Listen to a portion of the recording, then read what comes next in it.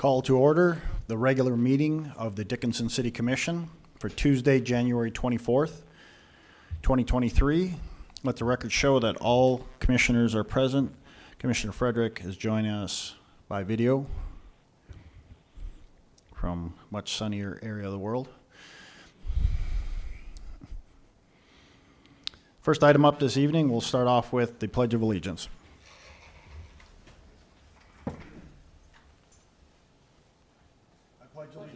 To the flag of the United States of America and to the republic for which it stands, one nation, under God, indivisible, with liberty and justice for all.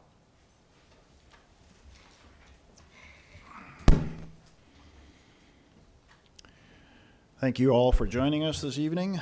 The first item up is the order of business. Mr. Dossinger, are there any changes to the order of business? Good evening, Mr. President, members of the Commission.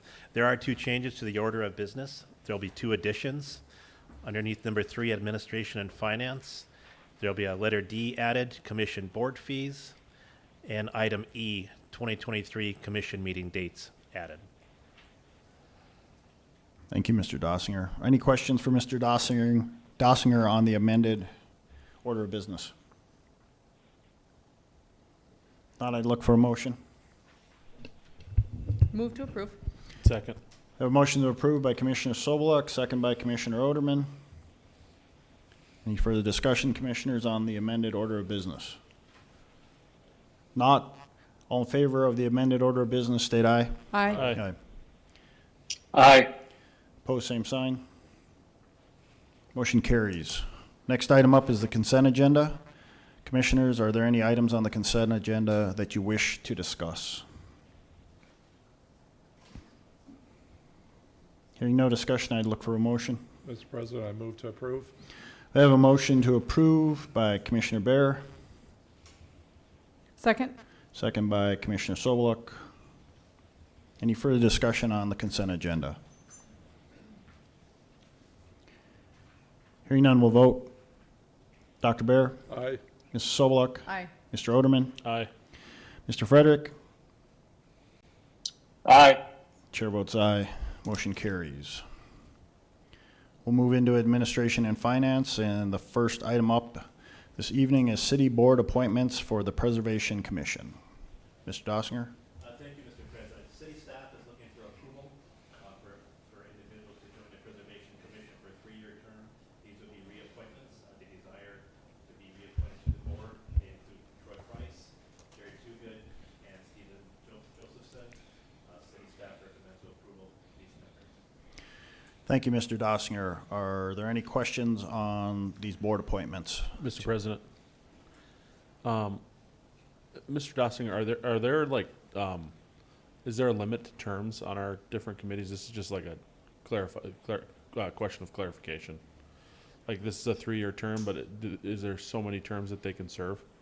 Usually, yeah. Okay. Unless we have bylaws written on that. I know there's certain boards you can only serve so many, Yeah. but Okay. I don't think we have any bylaws on any of our commissions, Okay. stipulating term limits. All I right. have one other question. There's 3 names brought forward. Are there 3 open seats on that board today? That is correct. Okay. I would move to reappoint these 3 gentlemen. I approve. I second. We have a motion to approve the board appointments by Commissioner Oderman, second by Commissioner Bear. Any further discussion?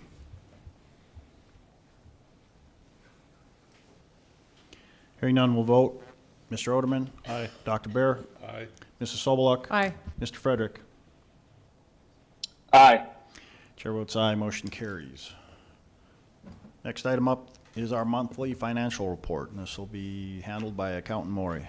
Welcome.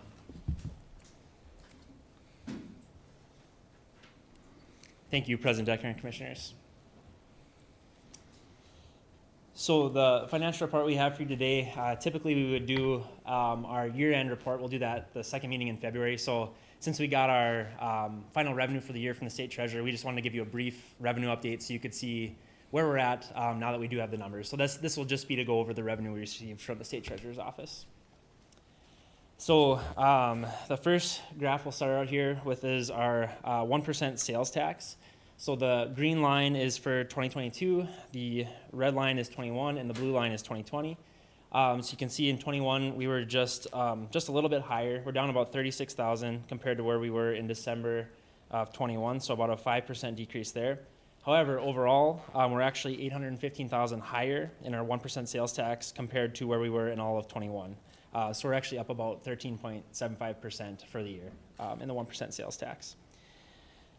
This following slide that we always mention for the public is exactly half of the 1%. We collect it in two separate funds. So this third slide here, taking our 1% and our 0.5% sales tax, our total collections.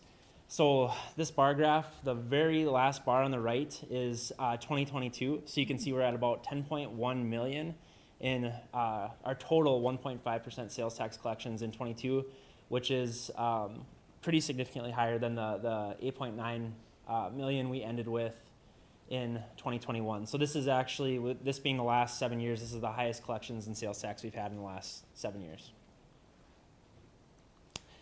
Then in our hospitality tax, again, the green line being 22, the red line being 21, down just a little bit, only $800 we're down compared to December of 21, so just a 2% decrease there. Again, overall, in 22, we're actually $66,000 higher in our total hospitality tax collections.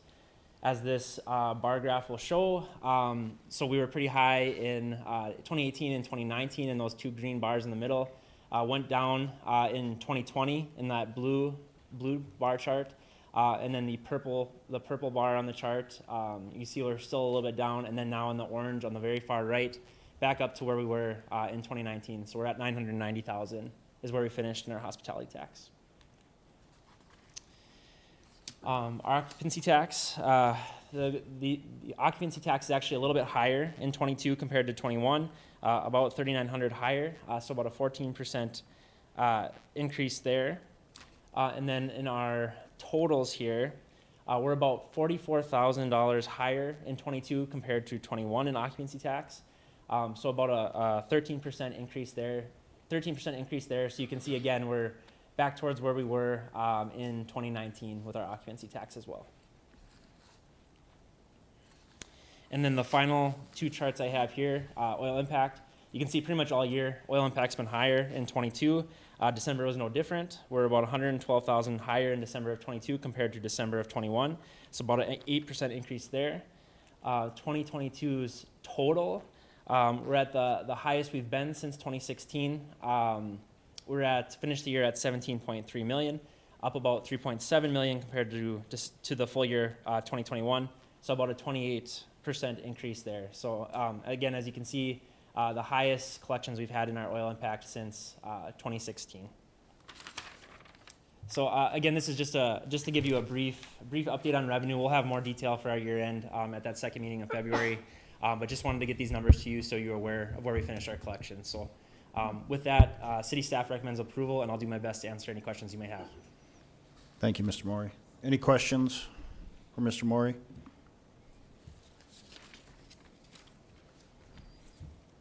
Now I'd look for a motion on the monthly financial report.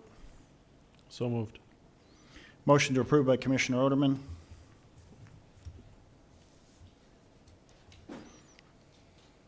Second? Second by Commissioner Soboluk. Any further discussion? Hearing none, we'll vote. Mr. Oderman? Aye. Mrs. Soboluk? Aye. Dr. Bear? Aye. Mr. Frederick? Aye. Chair votes aye. Motion carries. Thank you. Thank you. Our next item up is the City of Dickinson Branding and Style Guideline Implementation. And this will be handled by Marketing and Events Director Walters. Welcome. Good evening, President Decker and Commissioners. Thank you very much. Tonight we want to go through very quickly the brand and style guide implementation for the City of Dickinson and walk you through the proposed changes from the standpoint of the city logos to other brand design choices that we've made here. So Very quickly, I want to run you through just a basic definition of what we're considering the brand and style guidelines to be. They are a list of rules or parameters created for an organization to define the look and the feel of the brand. These provide an identity for an organization that can be easily recognized across all platforms. These guidelines provide detailed instructions on everything from brand topography and graphics to the mission statement and tone or the general feel of the brand. Brand standards should be strictly adhered to by all parties for unified and professional presentation by the organization, and in this case, on behalf of the City of Dickinson and all of those entities that fall under the purview of the city. This begins with something as simple as a brand promise, or what the brand promises to the customers, or in this case, the residents and the citizens of Dickinson. Our intention here to provide a community where career and family meet, and that achieved in this case through the branding and how we are representing our community, not only to the citizens that live in the community, but to those residents we're trying to attract. This will, of course, include branding for downtown Dickinson, as well as the new Dickinson Legacy Square, which is in the process of construction and will be finished hopefully late this spring. You can see here information on the brand demographic, those who we're trying to reach, families who reside, employees who work, and travelers and citizens who recreate as well. The brand feeling and appearance, the things that are motivating the choices we've made for this particular brand design being primarily the landscape, but also our geographic location as it relates to the Badlands and the terrain of southwestern North Dakota, and also and positioning ourselves for the coming of the Theodore Roosevelt Presidential Library in the next couple of years as well. Focusing on the modern community that we would like to see, rural life that we do celebrate here in western North Dakota, and continued focus on quality of life and the workforce that we have to offer here in southwestern North Dakota. You can see here, and I won't go through all of them individually, but the brand campaign strategies that we plan to implement as this is rolled out over the next number of years, and especially throughout this first year as we really begin to heavily market and promote our community, maybe in ways that we have not done in the past on behalf of the City of Dickinson. Things as fundamental as the colors that we're going to choose, again, prompted by or inspired by regional colors that you might find within the Badlands of North Dakota, within the farmland of southwestern North Dakota, and also inspired by things that we are trying to focus on in the downtown area of our community as well. So you see here primary colors and secondary colors. All of the information will be available throughout this entire brand guide to city employees. And I want to say, before I forget to mention it, that this will be made available in digital format as well as in print format for all city departments and all city employees, so that the implementation of this can be consistent across all city departments as well. Let's see here, takes us a step further then towards brand fonts and topography, the fonts that we've chosen, instructions on how those are to be used, where they're to be used, whether they're to be used as body copy or as headlines, font for accent and that kind of thing, all of this detailed here. And then probably the more notable part would be the update in the city logos, which we're proposing here 3 different logos in particular. One for the City of Dickinson at large, which you see here in several different versions, both color, black and white, and then the reverse logo to be used on solid color. But we will also be implementing logos for downtown Dickinson, which you see here proposing a couple of different color options, and then also for the Dickinson Legacy Square as well. And so each of these will have specific instructions on, again, where to be used, how to be used. And we're excited to find a way to adapt this into the existing brands for other city departments. There are a number of departments that have some pretty significant branding in place already, so that will be something we'll be working towards trying to combine this with, so that we can keep the good work that they've already done and try to implement this alongside that as well. Graphic elements, the different pieces of graphic that are built into the logos or that you'll find within the upcoming website updates that are going to be made this year. Good time then to note that the City of Dickinson is planning a website update, and that will happen probably by the end of this year, if not by early next year. And we're in the process of talking through all of those different changes. And of course, a lot of that factors in these style and brand updates again. So you'll see different graphic elements and textures included here that might be found not only within logo designs, but within web design as well. Instructions on how to and when to use photography, what resolution sizes are important for print media versus digital media, and how all that should be handled. And then suggested brand taglines and slogans, all part of the visual appearance and the little selling points, if you want to say, for the brand. So whether that is for the city of Dickinson as a whole, different things that we might use to promote downtown Dickinson, the rural life, the urban feel that we celebrate downtown, or the ways that we might then promote the new programming that will be happening in the Dickinson Legacy Square coming up this summer. So we are excited about that. More information to come on that programming. We are in the works trying to get a lot of those different events programmed for this upcoming summer. Of course, then all of these things, once they are in place and pending approval, will be taken to the Secretary of State and trademarked and made official and made legal on behalf of the city of Dickinson through the state. Examples here of where you might see these logos implemented. Of course, this takes us to the step where we're talking about the phased implementation. And right away, people might ask, well, how is this going to happen? When is this going to happen? How are we going to handle this? First and foremost, it will be phased implementation. There'll be some things that might be notable right away. The rest will take time, and it will be phased in over a number of years. It's not all going to happen right away, and some things have been updated recently, so those will probably be the last things that are phased in when it's time for those visuals to change. But some things you will see online and probably more in the digital format sooner than later. And then city brand use, where else you might see this brand implemented. City websites, digital media, print media, letterhead, envelopes, note cards, email signatures, so that becomes a little bit more consistent. You can probably already see some of that branding in place here for the PowerPoint templates.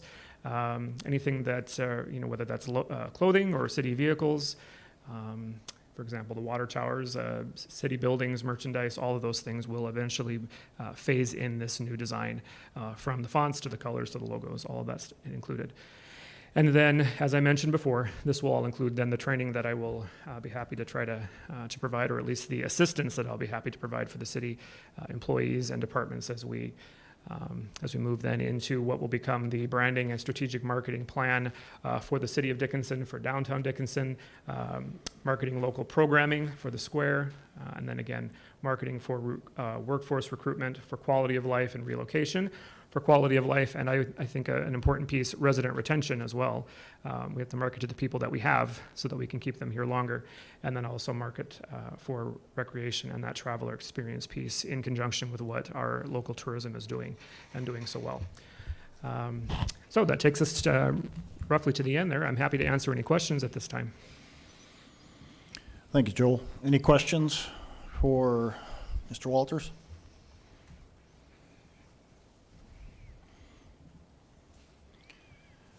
I just wanted to say, really good job, Joel. Thank you, appreciate it. I concur. It's, I know you spent a lot of time on this, and I think it's definitely going to improve the look, and with the phased implementation, and we'll go, once we get downtown done, we're going to spread out to other areas of town. So we'll get that worked into. So I know there's a lot of good things coming to Dickinson right now, and it's a good time to do this. So, all right, this is something we need to approve for Mr. Walters to go forward. So I'm looking out for a motion on the branding and style guideline. We have a motion to approve by Commissioner Sobeluk. Second. Second by Commissioner Oderman. Any further discussion?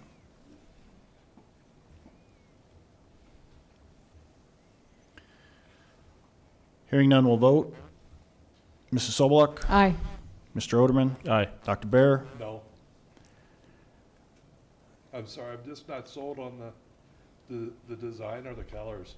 All right. Mr. Frederick? Aye. Chair votes aye, motion carries. Thank you.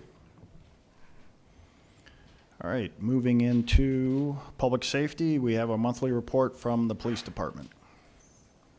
This will be. Oh, that's right. Excuse me. Thank you. I know you're eager. So, yes, we do. We do have a D and an E, my fault. So the first item up will be our, this is for a board, right? That you, This is item D, commission board fees. yeah, the board fees, yep, the resolution. Thank you, Mr. President. At the June 21st, 2022 City Commission meeting, the Airport Board requested compensation for meetings. Airport Manager Kelly Braun requested $100 for board members and $150 for the commission chair.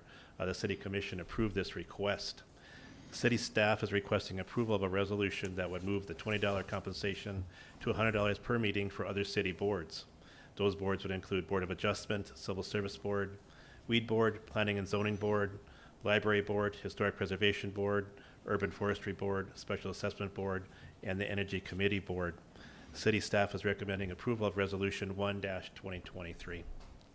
Thank you, Mr. Dossinger. Any questions on Resolution 01-2023?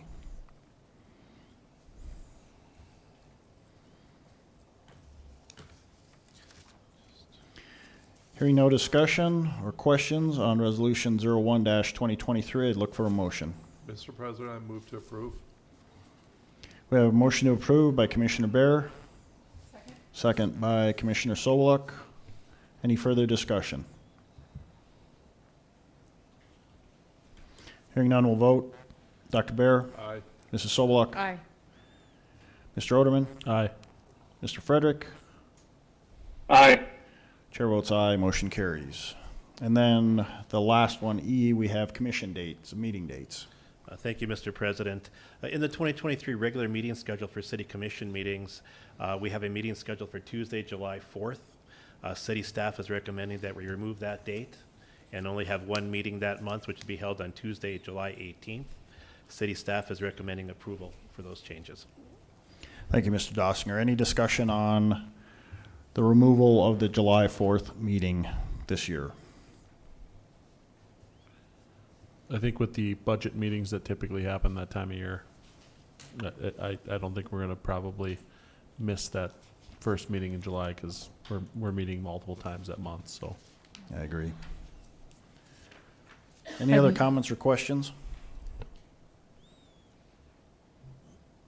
I'd move to approve. Motion to approve by Commissioner Sobeluk, Second. second by Commissioner Bear. Any further discussion? Hearing none, we'll vote. Mrs. Sobeluk? Aye. Dr. Bear? Aye. Mr. Oderman? Aye. Mr. Frederick? Aye. Chair votes aye. Motion carries. Now we can get into the police report. You had to get your steps in anyway, so. Mr. President, Commissioners.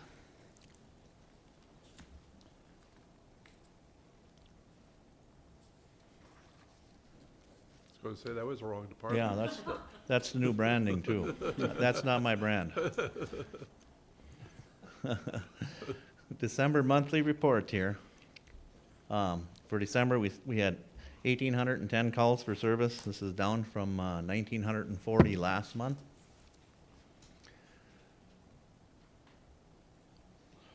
Uh-oh. All right, December total call volume was down from December of last year. However, we closed out 2022 with 27,065 calls compared to 26,737 posted in 2021.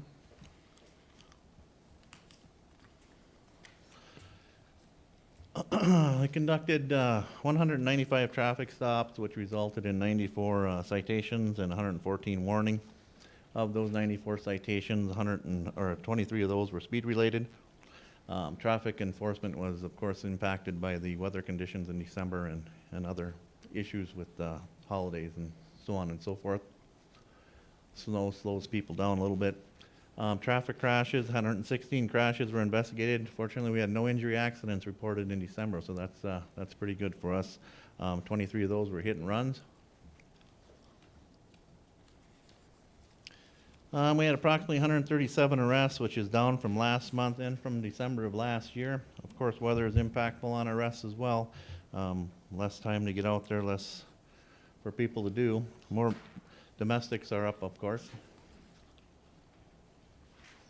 Arrest classification, some of December arrests consisted of 10 felonies, 70 misdemeanors, and 3 infractions. We closed out 2022 with 207 felonies, 1,032 misdemeanors, and 91 infractions. I don't have 21 comparables because we started this tracking for 2021.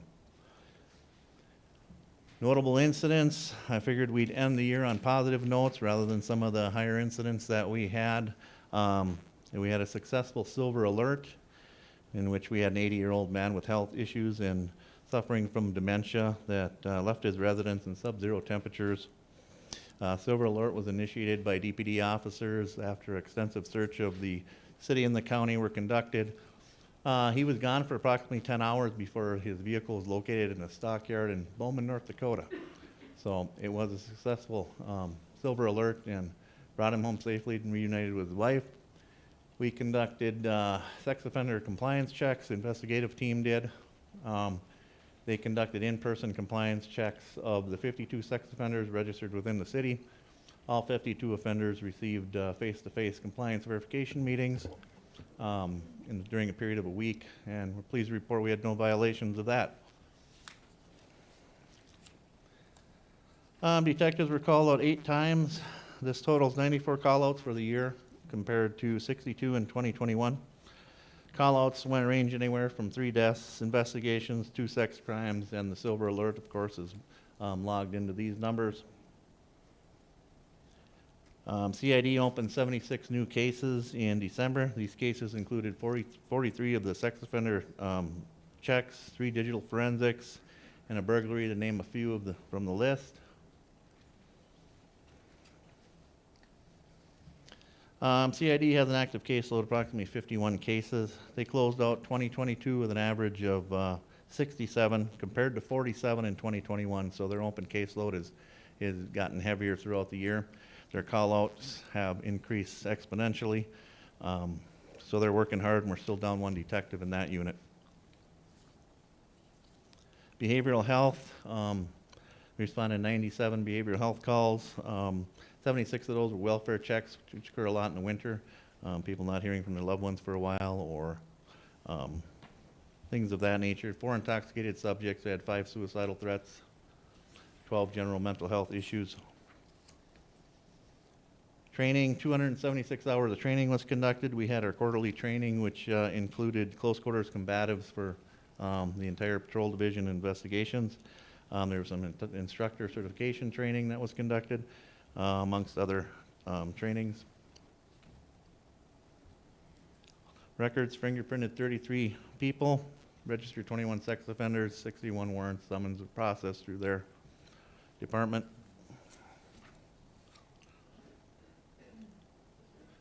Dispatchers handled 1,071 emergency 911 calls and 5,205 emergency calls for service in December. Dispatch closed out the year in 2022 fielding 71,287 total calls. 61,090 of those were non-emergency calls, and 10,197 were actual emergency related calls. Animal control handled 82 calls for service, with 56 of these calls being related to animal at large, which is our typical call for those. 64 animals were impounded, ranging from 43 dogs to 21 cats. 51 animals currently remain at the pound, or we're able to get out from under a number of animals from county-related case that we were housing animals for. SROs handled 22 calls for service at the Dickinson High School, resulting in 10 summonses, juvenile summonses. 1 adult student was arrested. At the middle school, there were 15 calls for service with 1 juvenile summons. And at the elementary schools, there were 4 calls for service handled with no referrals. Community relations, we completed our DARE classes at Jefferson Elementary. We had a car seat safety check was conducted. We did Meals on Wheels, DHS Academy Expo. We went on to the downtown tree lighting, where we participated in Christmas stroll downtown, providing Santa an escort along with the fire department. We also participated in Shop with a Cop this year. We actually had 52 kids were able to go out shopping at Walmart with area law enforcement. It's a very popular event for us, very impactful, especially during the Christmas. We welcome back Senior Officer LaShawn Pickstock. He was been gone for a year on a guard deployment to the southern border. So after reacclimation for a period of time, he was back to work for us in December. We're certainly glad to have him back. And last but not least, in somber note, we lost retired Lieutenant Daryl Haig. He passed away in Missoula, Montana. He was a 31-year veteran of the Dixon Police Department, well respected in the community. With that, any questions? Commissioners, any questions for Captain Ciani? Chief, I have one for you.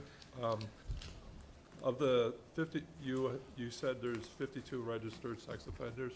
Right. And then you said there was 21 new fingerprinted sex offenders. Is that included in the 52, or do we have 21 new added to that list? No, they don't come in that quickly. A lot of those Okay. fingerprints aren't just sex offenders too. They could be school teachers or whoever else needs to be fingerprinted for their employment. Okay, So if that makes sense to you. okay, thank you. Mr. President, Mr. Dossinger? I'd also like to take this time to recognize Interim Chief Ciani for his 29 years of service with the Dickinson Police Department. That's a great feat, and the city should definitely recognize that event. Congratulations. Well, I appreciate that. Thank you very much. So, good-looking young man, ain't he? Yeah. All full of vigor.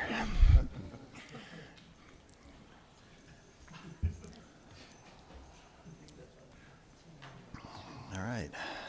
It is 5 o'clock, so we do have a public hearing this evening, and that is the Chapter 29 amendment. This is for ordinance number 1767.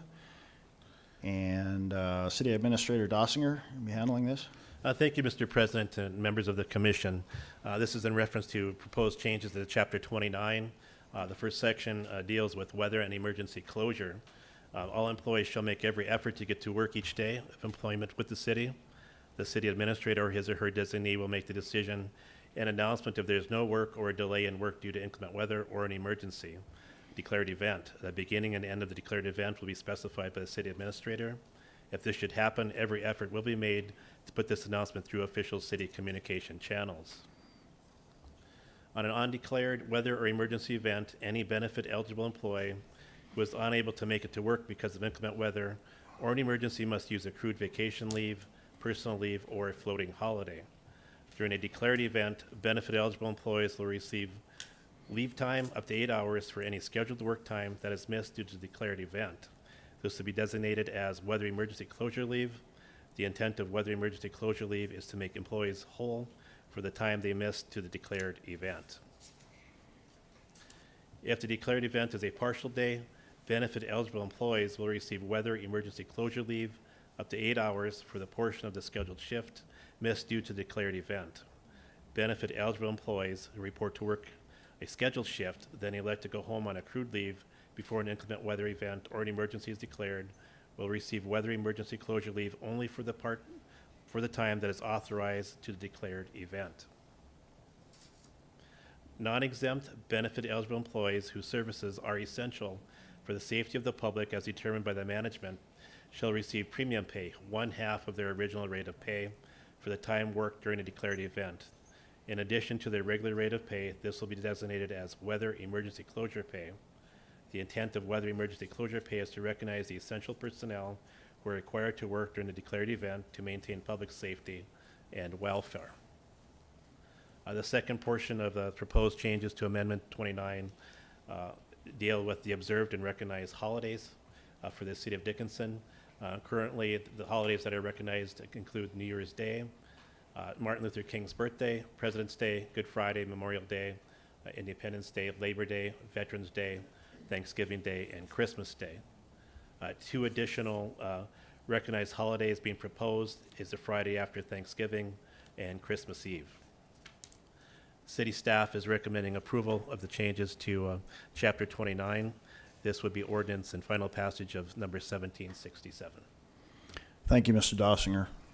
Any questions for Mr. Dossinger on the proposed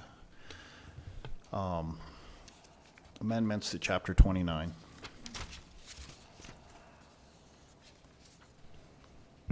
Mr. President, Mr. Oderman? not necessarily for Mr. Dossinger, but maybe Mrs. Carlson. I'm not sure which of the two would answer this, but do we know what like the perceived or estimated financial impact of the changes would be? Actually, when we figure budget in, we figure for all days. So for the full calendar.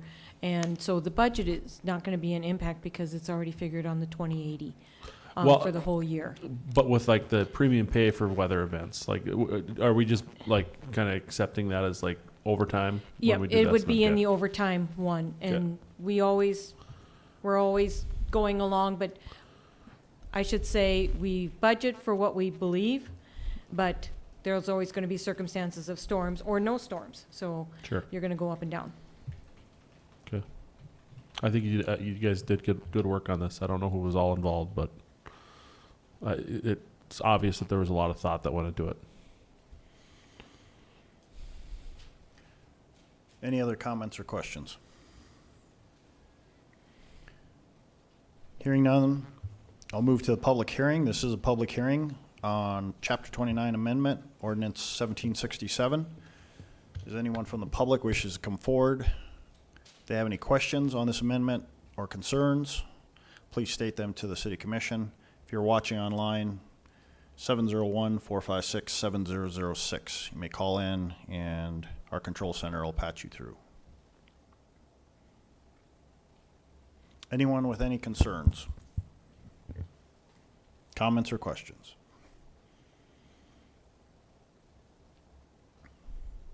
Anyone? Seeing no one has any concerns or questions on this amendment, I'll close the public hearing. Before I look for a motion, I know in the state legislature they're proposing an additional 2 holidays. Are we tracking those? Commissioner, I have been watching them. They are asking that, but it wouldn't be effective till probably July, unless they call an emergency, then they would put it in for this year. But other than that, they'll look at their new fiscal year to Okay. be putting it in there. So we'll see. Okay, thank you. Any other comments or questions? Not, I look for a motion. I'd move to approve. We have a motion to approve by Commissioner Sobeluk, Second. second by Commissioner Oderman. Any further discussion? Hearing none, we'll vote. Mrs. Sobeluk? Aye. Mr. Oderman? Aye. Dr. Bear? Aye. Mr. Frederick? Aye. Chair votes aye. Motion carries. At this time, we also have public comments, not on our agenda. If there's anyone from the public wishes to come forward and has any item they wish to discuss that were on the agenda or not on the agenda, or just a concern within the city, you may come forward, state your name, and let the City Commission know your concern. If you're watching online, 701-456-7006. Anyone have any concerns or comments on items not on the agenda?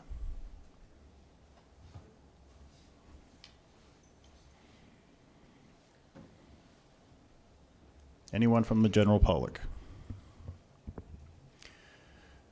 Seeing and hearing no one from the general public has any questions, we'll close the public hearing. Somebody patched in?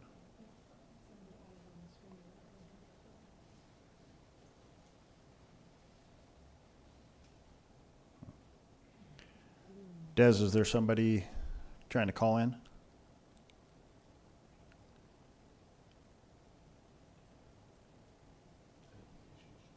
Okay, maybe, okay. We'll close the public comments. We'll go back to, our last report was police department, so we'll go to community development services. And the first item up is an engineering bank stabilization project and easement. And this will be handled by Engineering and Community Development Director Skaluzacek. Good evening, Mr. President and Commissioners. This project, we've had some discussions over previous commission meetings, and the easement for this project to install the soil nails, which will ultimately go into the Holiday Gas Station property, that's been signed by the Holiday Gas Station or their entity, and so the request is that this is brought forth for approval, and then the last thing that we're waiting on for the project is our U.S. Army Corps of Engineers permit, and then we can take action hopefully in March-ish. So we do have a meeting to talk through the project execution and those kind of things later on this week. Is the Corps involved because of the U.S. waters? Yes, sir.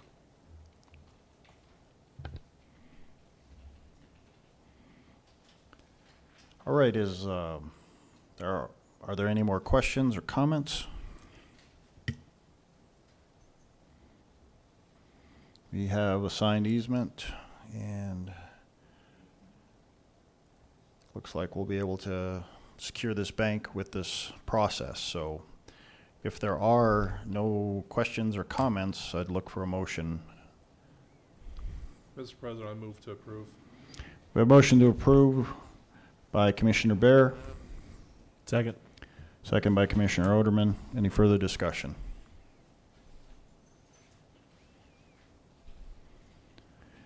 Hearing no questions or comments, we'll vote. Dr. Bear, Aye. Mr. Oderman, Aye. Mrs. Soboluk, Mr. Frederick. Aye. Chair votes aye. Motion carries. We'll move into Public Works, and we have a street department loader bid. This will be presented by Solid Waste Recycling Manager Prouse. Welcome. Good evening, President, Commissioners. On December 27th, some city employees and representatives from the dealerships were available for opening bids on a street department wheel loader. This loader will be used in connection with our snow blower that's been recently purchased, and as well as a loader plow that's on its way. 3 bids were received. RDO Equipment bid at $315,800. Butler Machinery bid at $369,900. And Titan Machinery bid at $292. It's the recommendation of city staff to move forward with the purchase of the John Deere 644P loader for a purchase price of $315,800. We feel that's the best piece of equipment for the application and in the best interest of the city of Dickinson. Thank you, Mr. Prouse.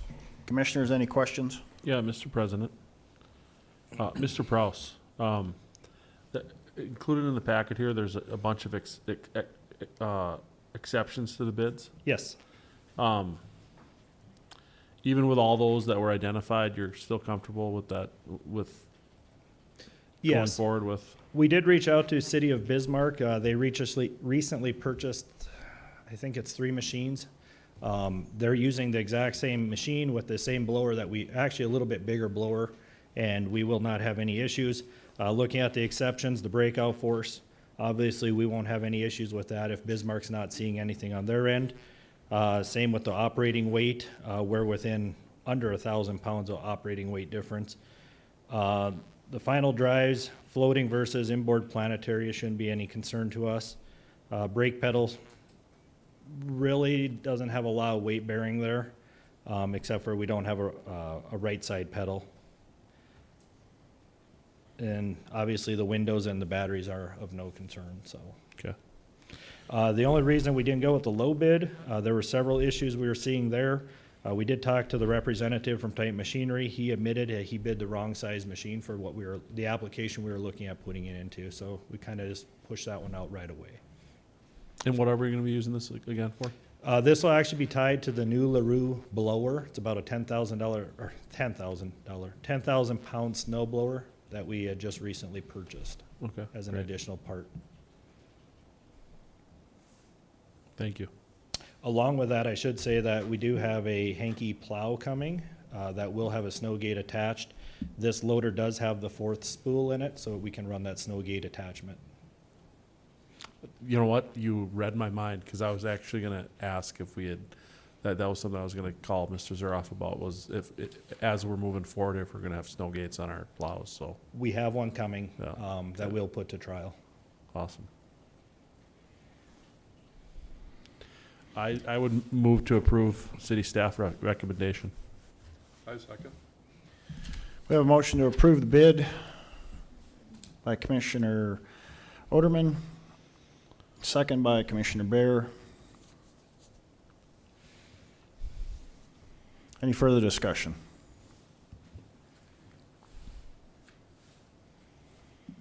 Hearing none, we'll vote. Mr. Oderman? Aye. Dr. Bear? Aye. Mrs. Sobeluk? Aye. Mr. Frederick? Aye. Chair votes aye, motion carries. I think you're staying in place, I Mr. am. Prouse. You have a monthly report for us. Public Works Monthly Report, just a reminder, we're going to cover a couple of our year-end items in this report as well as we move through it. So just a reminder, departments or services that we offer: garbage services, sewer, stormwater, street maintenance, drinking water, wastewater, regional landfills, the fleet, forestry, and buildings and grounds facilities.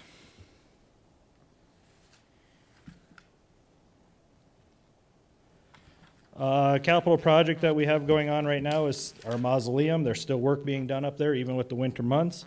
The progress on this project, they have the roof trusses are being installed along with the plywood walls and the roof sheathing. Ductwork is being installed throughout the roof trusses, and the aluminum storefronts are currently being installed or have been installed. At the existing building, they did finish the exhaust fan replacement, and the metal roof panels should be completed at this point. Couple photos in regards to that project. On the top, you can see kind of a side view of the roof trusses and framework that's getting placed there. And then obviously on the bottom, that's where they're installing that aluminum storefront. OpWorks requests for this month. We have a total of 174 requests that came in. Majority of those being snow and ice. Obviously, we're in the winter season, followed by 19%, which are container replacement. General requests from City Hall are 14%, and then water and sewer requests at 8%. OpWorks requests for the end of the year, there was a 1,731 total. Those same four categories are kind of our primaries. Largest is being can replacements, general requests from City Hall, water sewer repairs, and then obviously snow and ice. Fleet work orders for the month of December, there were 93. Majority of those coming out of the solid waste recycling division with 35, mostly because we're running routes every single day with those trucks, and the wintertime likes to beat them up a little bit. That's followed by 27 of them from the street department with our winter events and snow removals that we've been doing, and then 13 coming from the police department. For 2022, there was 1,084 work orders, the July being the highest month, assuming mostly because of the weather and a lot of activity that's taking place. As far as our fuel usage goes, for the month of December, we used just shy of 14,000 gallons total of diesel, cleared and dyed diesel, along with gasoline. The majority of it being clear diesel, obviously working with the snow removal, and then obviously the routes as I had talked earlier. For the month, or for the year of 2022, we used 133,225 gallons total of fuel. Clear diesel and gasoline are fairly equal with each other, within less than 1,000 gallons of those two products. On the forestry side, aside from doing a few tree removals right now, low-hanging trees that are hitting the equipment when we're doing our snow removal, just a reminder, there's an urban forestry committee meeting that's coming up on January 26th from 10 to 12 at the Public Works Conference Room. As part of our Arbor Day requirements, we do have to continue to have an urban forestry committee and keep it active. So there will be some decision-making made there and opinions that can be shared. On the solid waste side, for December, we're down about 2,000 ton. With the winter months, there's a little less construction that takes place, so that's why we see that tonnage. And then year-to-date, we're down about 10,000 ton. When I look back at the previous reports, that's spread across a lot of the materials that we come in, or that come into our facilities. Also, there's some materials that are outgoing, our crushed asphalt, crushed concrete and whatnot. And we did not sell as much as we normally do, so that could be part of why that $10,000 difference is there. 10,000 ton difference is there, sorry. On the total tonnages, for the year, total tonnages for a year of the 60,000, just about 35,000 of those 60,000 are household type materials. I like to report on this every single year for the one reason. This year, it's showing 57% of it is actually coming from our out-of-town vendors, and 43% is coming from in-town. Historically, that's been about a 50-50 split, or generally speaking, so as we sit today, a majority of our household waste coming in are actually coming from our out-of-town residents. Mr. Proust, could that be attributed to our recycling? I mean, we're sending a lot of tonnage east. I would say Or is, we're under 1,000 ton that we send out. I'll hit that here shortly. Well, I don't have the exact number. We're under 1,000 ton that we're sending out, but we also did notice a slight trend in our recycling. I'll just touch on it. Through the year of 2022, you can see our recycling tonnages are also going down a little bit. Generally speaking, we're right at about that 800 ton range of materials that we do ship out. So there's a little less activity taking place within the city, especially with the construction. But keep in mind, we are a regional facility, so we cover from Killdeer to the state line, South Dakota state line, and then from the Montana state line out to that Glenolin and Almont area. The whole southwest portion of North Dakota, minus a couple communities, so. Our recycling drop sites, another slide I kind of like to point out on a yearly basis, except for this year I get to report a little differently. We have 35% of our recycling, or our yard waste coming off of those drop sites was actually compostable this year, and 30% being contaminated. Normally, that is reversed. Usually we're sending more contaminated materials into our landfill coming off those drop sites than compostable, so.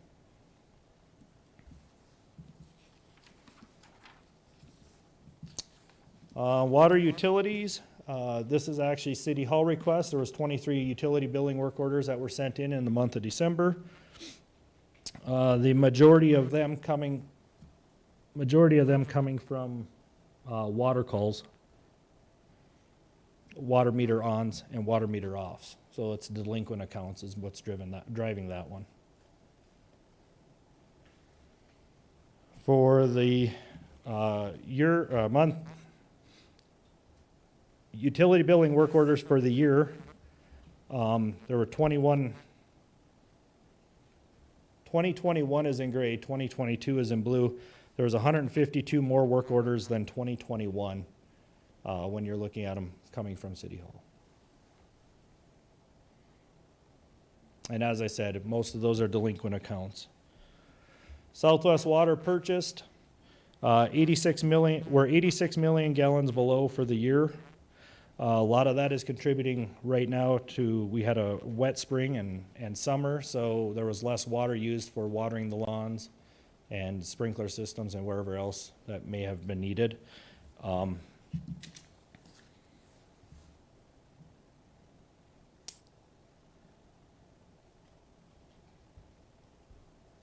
Total gallons used from January through December of 2021, we have 945,000 gallons.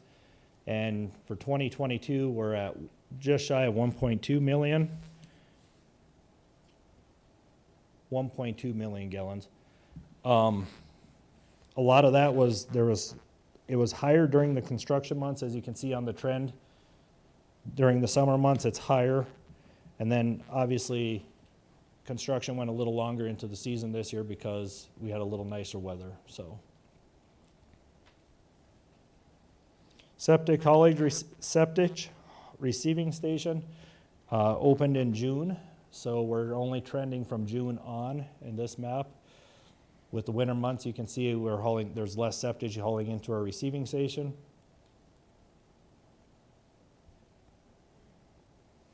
And then total gallons of effluent for the month of December, there's 46 million gallons of effluent that's being held in cell 4 that was sent to cell 4 for storage.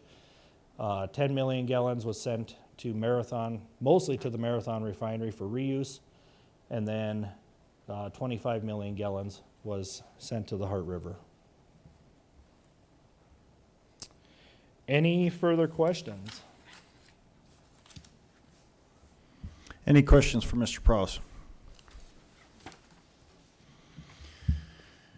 I do know that there's a multitude of job openings out at Public Works, so anybody watching or in the audience looking for an opportunity to work for the city, there is very diverse positions out there, so they can get a hold of our HR and get a tour of the Public Works and see if they want to work for us. So, any other comments or questions for Mr. Prowse? Thank you. Thank you.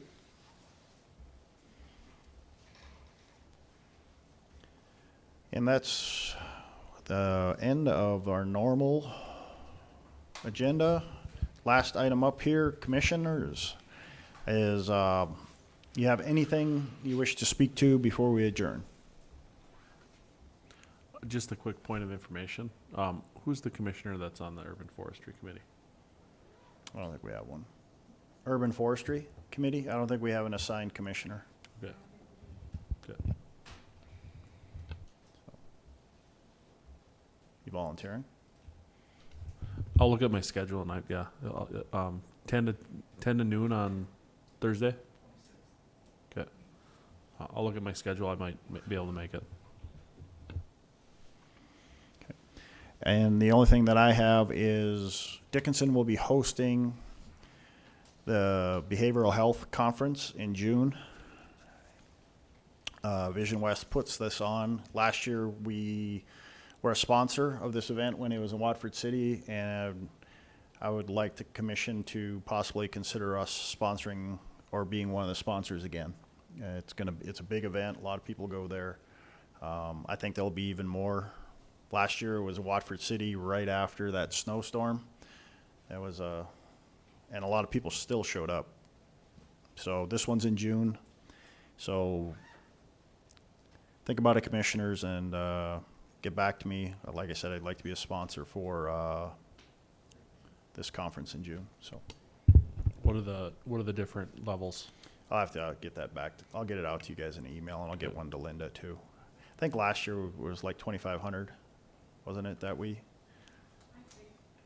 I believe so, I just cannot remember. Yeah. 'Cause we were. I'll get the different levels and get one to Mrs. Carlson and Mr. Dossinger, and then one to all of you guys, so. All right. Anything else, commissioners? Not, I'd look for a motion to adjourn. So moved. Second. We are adjourned. Careful, Dusty, they said about 40. So I made parents just, they went about 40 the whole day.